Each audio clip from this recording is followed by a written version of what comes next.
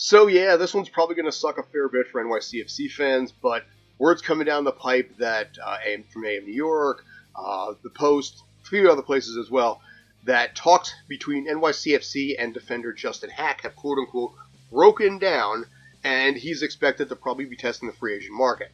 Right now, he's just 23 years old as a defender. He's been with the club since 2019, getting his first time with the team when he was 17, mainly really since 2022, but at only, like I said, 23 years old at this point, he has really elevated his game, and he really became a standout. Right now, about half the teams in MLS are interested. Europe is interested. I know Scotland had some interest. Bundesliga has some interest. So there's a lot of talk about where he's going to go right now.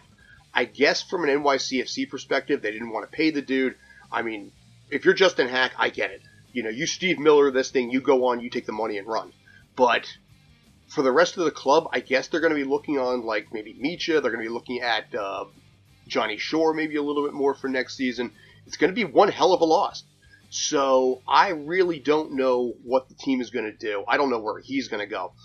My opinion, I don't think he's going to stay in MLS. I don't think he really needs to. I think he's probably going to be a little more likely to test Europe. You know, I wouldn't blame him if he tried that.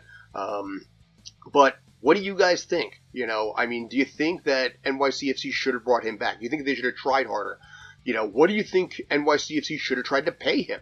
You know, they brought back Thiago Martins, they brought back Tavon, so the backfield is still relatively decent despite this loss.